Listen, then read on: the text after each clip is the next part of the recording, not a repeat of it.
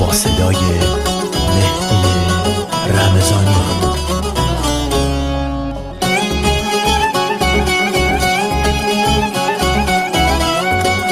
شاعر صادق آدمی.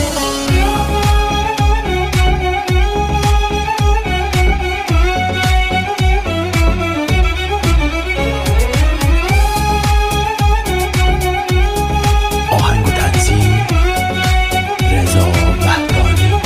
کسی ندید و حس نکرد چجوری میشکنه یه مرد، قصه‌مو هیچکی نشنید، کسی به دادم نرسید، منو به دامن نگرفت، شهری که با من نگرفت، شهری که بیرحم باهام گم شده توش بغض صدا. تو امروز منو دیدی، گذشتم و نمیدونی، گذشته ای پر از غمام، دلتنگی و پشیمونی.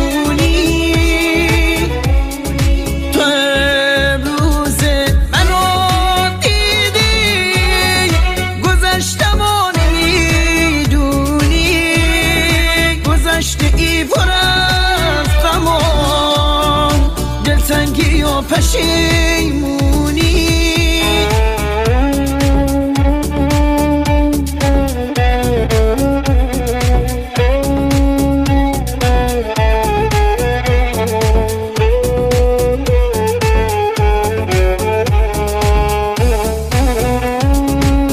شب آواره شدم کنار خونه خودم، خیابونای بی نفس بدون راه پیش و پس، دنیا منو تنها گذاشت، بازم یه گوشه جا نذاشت. آخ چه شبای حسرتی، چه شهر نامروتی، آخ چه شبای حسرتی، چه شهر نامروتی.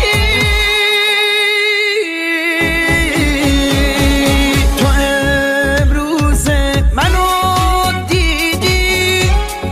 گذشتم و نمیدونی، گذشته ای پر از غمام، دلتنگی و پشیمونی. تو امروز منو دیدی، گذشتم و نمیدونی، گذشته ای پر از غمام، دلتنگی و پشیمونی.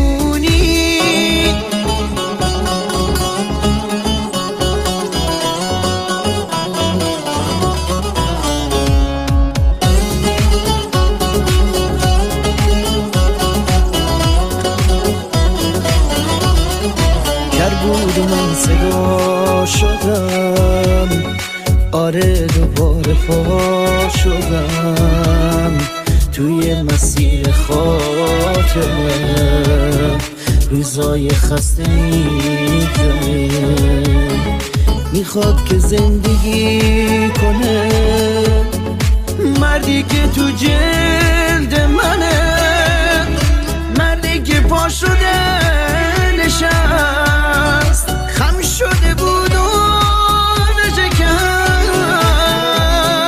تو امروز منو دیدی، گذشتم و نمیدونی، گذشته ای پر از غمام، دلتنگی و پشیمونی.